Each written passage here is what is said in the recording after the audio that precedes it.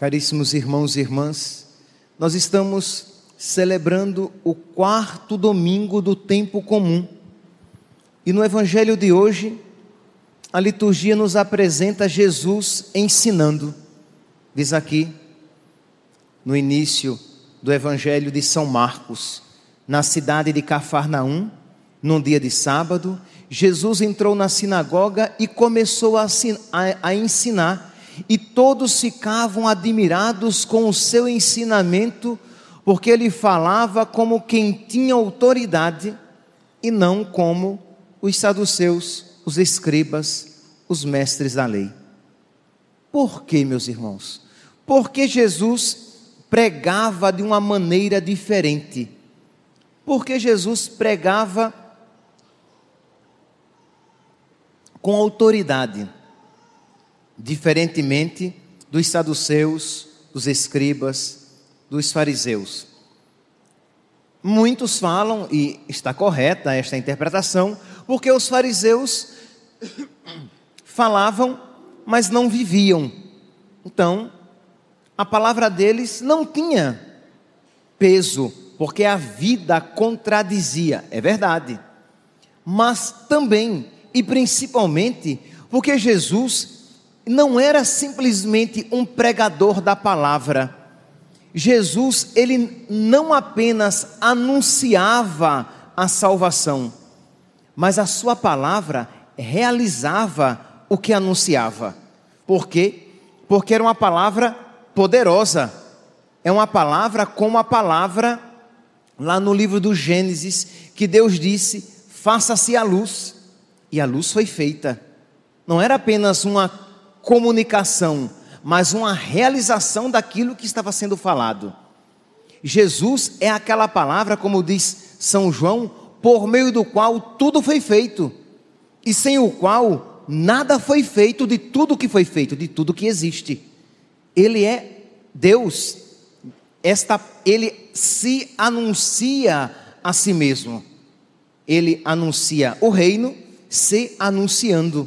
Então é uma palavra poderosa, é uma palavra de autoridade, não apenas uma palavra de informação. Pois bem, se nós olharmos aqui no Evangelho de São Marcos, nós veremos então que Jesus anuncia o início do reino, e veremos que tanto para Marcos como para Mateus, tanto para o evangelista Marcos como para o evangelista Mateus, é importante enfatizar que Jesus, ele é o verdadeiro Moisés. Na primeira leitura de hoje, retirada do livro do Deuteronômio, Moisés, movido por Deus, diz: o Senhor teu Deus fará surgir para ti, da tua nação e do meio dos teus irmãos, um profeta como eu. A ele deverás escutar. Um pouquinho abaixo, estamos aqui em Deuteronômio capítulo 18, versículo 15, e agora, versículo 18. Farei surgir para eles do meio dos seus irmãos um profeta semelhante a ti. Porei em sua boca minhas palavras, porei em sua boca as minhas palavras, e ele lhes comunicará tudo o que eu lhe mandar. Eu mesmo pedirei contas a quem não escutar tais palavras.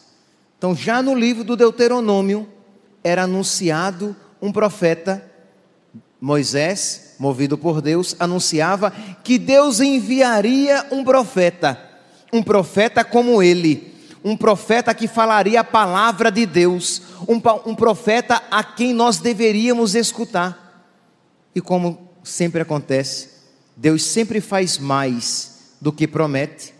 Deus não mandou apenas um profeta como Moisés. Deus não mandou apenas um profeta com as suas palavras. Deus foi, ele mesmo veio, e ele mesmo é a palavra anunciada. Se vocês forem para o Evangelho de São João, no capítulo 1, versículo 21, vocês vão encontrar a pergunta do povo, perguntando a João Batista: és tu Elias? E João Batista diz: não, não sou.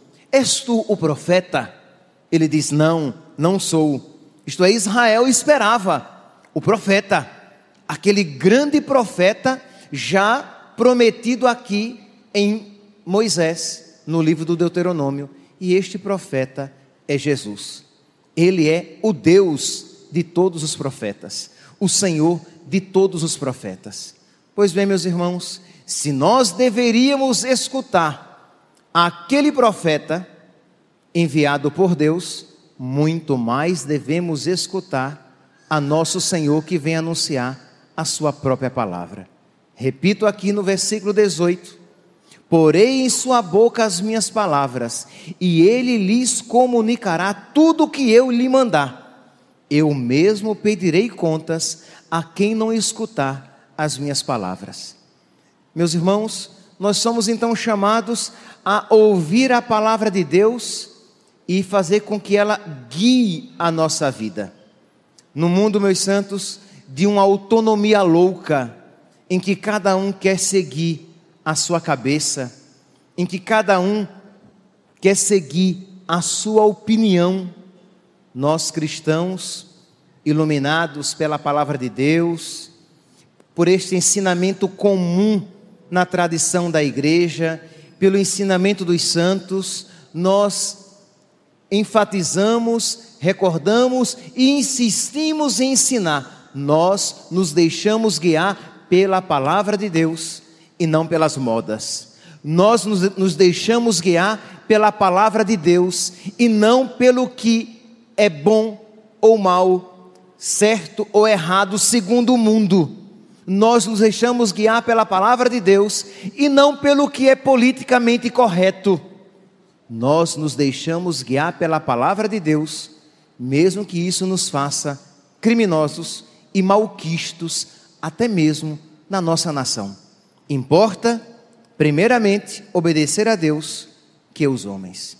Esta verdade, meus santos, que se é verdade que Jesus Cristo é Deus, se é verdade que Jesus Cristo é esta palavra, se é verdade que Jesus é maior do que Moisés, ora, se Moisés já devia ser obedecido, e se é verdade que Jesus é maior do que Moisés, muito mais devemos obedecer a Jesus. O próprio evangelista São João, no capítulo 1, no versículo 17, ele diz isso: pois a lei, versículo 17, João 1,17, pois a lei nos foi dada por Moisés, mas a graça e a verdade nos vieram por Jesus Cristo. Se é verdade que a graça e a verdade nos vieram por Jesus, se é verdade que Jesus é o caminho, não um caminho dentre outros, se Ele é o caminho, a verdade e a vida, abraçar essa palavra é abraçar, meus santos, a nossa salvação, a verdadeira liberdade, a verdadeira vida.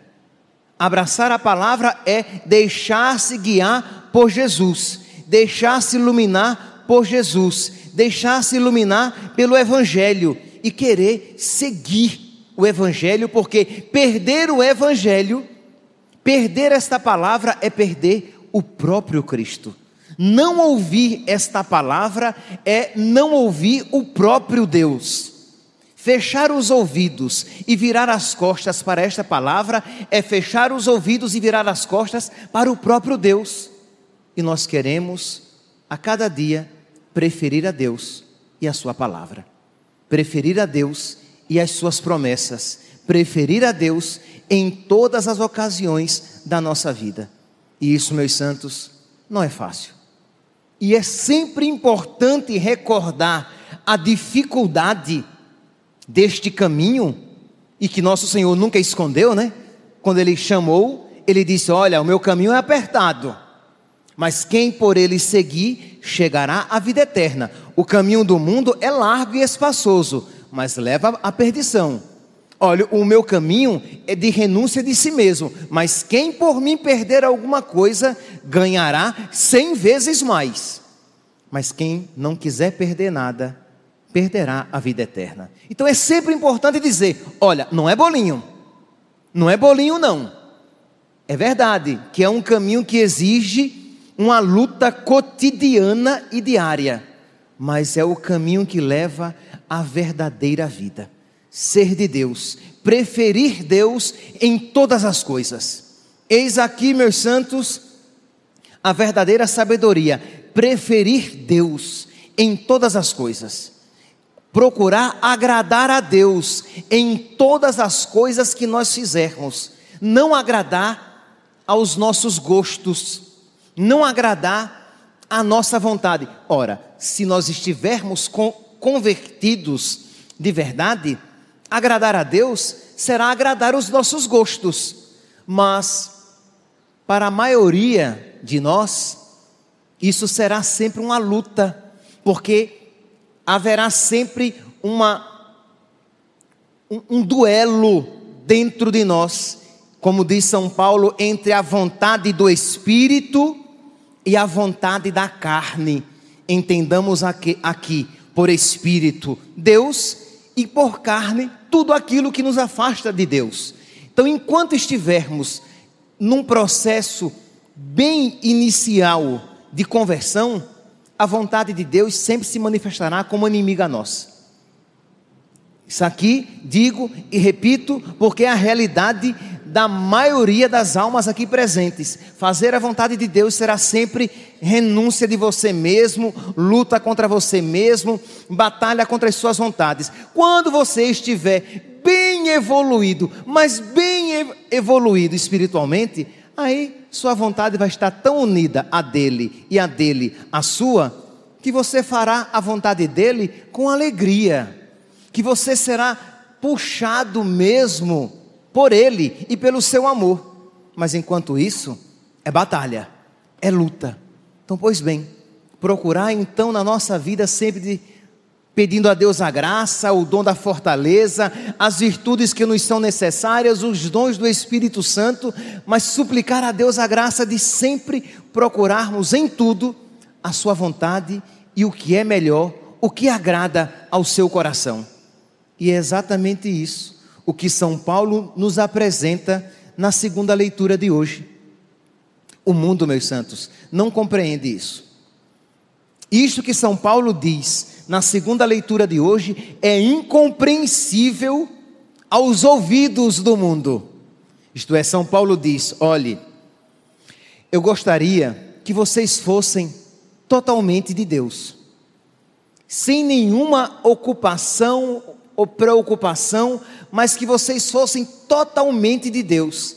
E o caminho mais perfeito e mais seguro de ser totalmente de Deus é consagrando a Ele toda a vida. Isto que eu vou dizer agora, eu já queria ter dito no domingo passado, mas antes da pregação eu lembrei, durante a pregação eu esqueci, e logo depois que eu disse louvado seja nosso Senhor Jesus Cristo, eu lembrei, eu digo pronto, mas agora não vou recomeçar a homilia, né? Que eles vão bater em mim. Então vai ficar para o próximo domingo, mas foi providencial. Já desde o domingo passado esta ideia vem incomodando, no sentido positivo, o meu coração. Isto é, que todo aquele que quer servir a Deus, todo homem e toda mulher, todo homem e mulher católicos, verdadeiramente católicos, devem pelo menos uma vez na sua vida ter se questionado sobre a sua vocação. Será que eu não tenho vocação para ser padre? Será que eu não tenho vocação para ser religioso? A moça, será que eu não tenho vocação para ser freira, uma monja, uma carmelita, uma freira de uma ordem religiosa? Por quê? Porque se para todos nós o caminho de perfeição é buscar agradar a Deus, é buscar o que é mais perfeito, é buscar o que é melhor, então, sem sombra de dúvida, consagrar-se a Deus totalmente na vida religiosa é o melhor, é o caminho mais perfeito. Se você percebe que Deus chama você para uma outra vida, para se casar, por exemplo, você vai então procurar agradar a Deus no casamento. Se você percebe que Deus chama você para uma vida leiga de apostolado neste mundo, você vai procurar agradar a Deus numa vida leiga apostolada neste mundo. de apostolado nesse mundo, mas é inegável que existe um caminho mais perfeito, e é exatamente sobre isso que São Paulo está falando. Mas é inegável que existe um caminho mais perfeito, e é exatamente sobre isso que São Paulo está falando. Ele diz: o homem não casado, ele é solícito pelas coisas do Senhor e procura somente agradar a Deus. Ele não tem uma outra ocupação e uma outra preocupação senão agradar a Deus. Se ele se casar, ele tem que também se ocupar com as coisas do mundo e procurar agradar a sua esposa. A mulher, do mesmo modo, versículo 34, primeira carta de São Paulo aos Coríntios, capítulo 7, 32 e seguintes. Do mesmo modo, a mulher não casada e a jovem solteira têm zelo pelas coisas do Senhor e procuram ser santas de corpo e de espírito, mas se são casadas, devem se ocupar com as coisas do mundo e procurar agradar o seu marido. E São Paulo diz: digo isto para o vosso próprio bem. São Paulo, meus santos, ele não tem uma visão negativa do matrimônio, muito pelo contrário, é ele quem fala que a união do homem e da mulher é uma imagem da união de Cristo e a igreja. É ele quem diz isso. Em quase todos os casamentos celebrados, nós escolhemos muitas vezes esta leitura, em que São Paulo afirma isso. Mas é inegável que quem se consagrou totalmente a Deus, escolheu a melhor parte.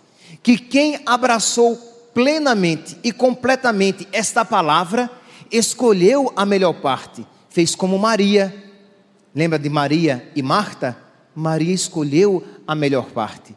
Digo isto para o vosso próprio bem, e não para vos armar um laço. O que eu desejo é levar-vos para o que é melhor, permanecendo junto do Senhor, sem outras ocupações. Aquilo que é melhor. Ora, meus santos, eu dizia que o mundo não compreende isso. Por quê? São Paulo não está dizendo: olhe, não se case para não ter filhos. Não se case para não ter problemas matrimoniais. Não se case porque você vai ter menos dinheiro do que você teria, porque você vai ter que de alguma maneira manter os filhos e deles cuidar. Não se case porque a vida será só para você curtir a sua vida. Isto o mundo entende, porque isto o mundo prega. Prega até que você mate os seus filhos para ter uma vida melhor, que afinal de contas o que é o aborto senão isso? Mate o seu filho na barriga, mate-o, porque você não está em condições de cuidá-lo, você vai se sacrificar muito, então mate o seu filho. Pois bem, o mundo não compreende isso, porque São Paulo não está dizendo isso. São Paulo está dizendo o quê? Seria melhor não casar para ser totalmente do Senhor e se dedicar plenamente a Ele, para não viver em nada para si, mas totalmente para Deus. E isso, meus santos, se você é casado, você vai procurar, segundo as suas condições, viver isso no seu casamento. Se você é um consagrado, é uma consagrada, você é chamado a viver isso plenamente na sua vida. Mas todos nós, meus irmãos, é o melhor para nós abraçar a palavra de Deus e deixar que ela guie a nossa vida. Peça isso a Deus, peça isso com sinceridade na sua oração. Meu Deus, me ajuda a educar os meus filhos. Você que é casado, que tem filhos, que abriu a sua família generosamente à vida e tem acolhido os filhos que Deus tem enviado, eduque os seus filhos na lei de Deus. Ensine aos seus filhos o quê? Que nós devemos prestar contas da nossa consciência, dos nossos atos a Deus, e que viver assim é a melhor coisa, porque a sua palavra é a verdade. Abraçar a sua palavra é a verdadeira libertação, a verdadeira vida. Não caiamos, meus santos, nessa loucura do mundo de hoje, que ensina já às nossas crianças o quê? Olhe, a sua vida é sua, e você faz dela o que você quiser. Se você quiser tirar sua vida, você tira. Lembrem-se houve um período, há poucos meses, da moda do suicídio. E o que estava por trás era o quê? A vida é sua.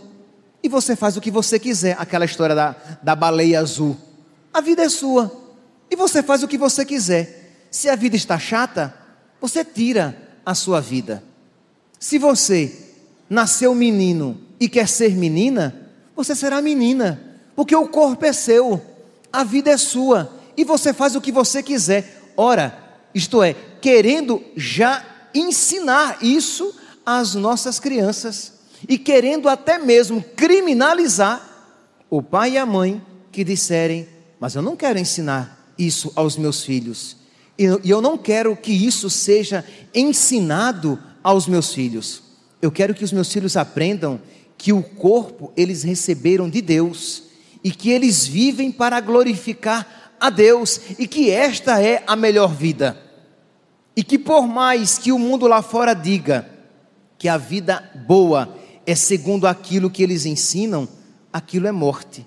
Que a gente olha para o mundo e para as pessoas que isso ensinam, nós vemos a frustração em suas vidas. Nós olhamos para os santos que apostaram tudo em Deus, e nós vemos a verdadeira liberdade e a verdadeira alegria. Em tudo procurar a vontade de Deus, em tudo abraçar a palavra de Deus, porque abraçando a sua palavra, nós estaremos abraçando o próprio Deus. Fazendo a sua vontade, nós estaremos nos unindo a Deus. Quantas vezes eu já falei aqui, e repito novamente, quando eu digo, por exemplo, que as famílias devem pelo menos se perguntar: será que não é da vontade de Deus que eu acolha mais uma criança na minha família? Mas uma criança de fora, uma criança que eu irei adotar?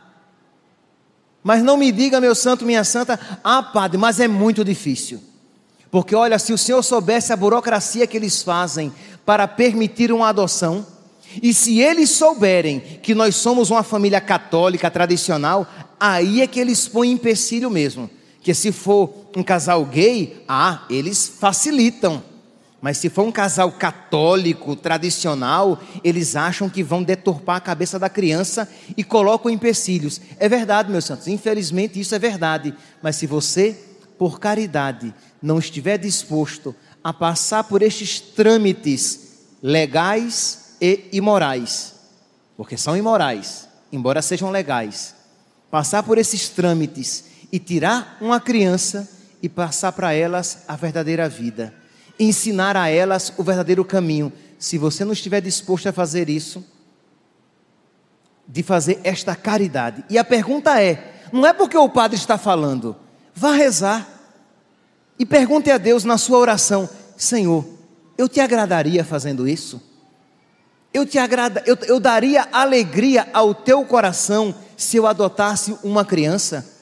Eu não poderia simplesmente dar um dinheiro a uma instituição que mantivesse as crianças? Não vai adiantar, porque aquelas instituições já estão contaminadas pela mentalidade mundana, e aquelas crianças que serão alimentadas no corpo não serão alimentadas na alma. A elas não será transmitida a fé. Nós precisamos fazer como Madre Teresa de Calcutá, inspirada por Jesus, que dizia: deixai vir a mim as criancinhas. Nós temos que ir ao encontro delas e trazer para as nossas casas, para as nossas famílias, para lhes transmitir a fé. Ah, padre, mas dá muito trabalho. Mas, meu santo, o caminho não é esse. E a pergunta não é essa. A pergunta é: esta é a vontade de Deus? É isto o que Deus tem pedido a mim? Porque é muito fácil você dizer: olhe, aquela menina que nasceu menina, ela deve ser menina e não ser um menino. Ela deve obedecer a Deus, porque Deus a fez assim. Ok, devemos obedecer a Deus. E você já se perguntou também se você tem obedecido a Deus quando você se fecha à vida desta maneira? É também obediência dizer: Senhor, Qual é a tua vontade? Porque se eu estou falando isso e o seu coração minimamente não se inquieta, pode ser insensibilidade, mas pode ser que Deus não peça isso de você. Mas se o seu coração se inquieta um pouco, a pergunta é: será que Deus não está pedindo isso de você? E você fica querendo fugir desta possibilidade porque ela vai dificultar a sua vida. É verdade. Ela vai tornar a sua vida de alguma maneira mais difícil aqui, porque será mais alguém para você se ocupar, formar e levar para Cristo. Mas levar a sério a palavra de Deus, procurar aquilo que é melhor, procurar agradar a Deus e ao seu coração, é estar disposto a ouvir tudo e qualquer coisa de Deus, não apenas aquilo que você gosta. Se Deus pedir para mim que eu venha à missa todos os dias, eu estou disposto a obedecer. Tá bom. E se Deus pedir uma outra coisa, você está disposto também a obedecer? E se Deus pedir aquilo que você não quer que Ele peça, você estará disposto a obedecer? Obedecer, meus santos, a virtude da obediência, ela se manifesta com perfeição naquilo que exige de nós um sacrifício. Obedecer aquilo que nos agrada, obedecer aquilo que vem ao encontro das nossas vontades, nem sempre é virtuoso. Quase sempre não é. É pura natureza. Você age pelos seus instintos, mas obedecer quando aquilo custa e poda a sua vontade e os planos da sua vida, naquilo se manifesta a verdadeira obediência e o verdadeiro senhorio de Cristo sobre você. Que hoje, meus santos, diante desta liturgia em que nosso Senhor ensina, fala com autoridade e as pessoas ouvem aquela palavra, que nós também ouçamos a palavra de Deus. E como diz aqui, a Ele devemos ouvir, a Ele deverás escutar. Aquilo que Deus tem pedido e pediu ao seu coração nesta Santa Missa, que você, com a graça de Deus, tenha a coragem de obedecer. Louvado seja nosso Senhor Jesus Cristo.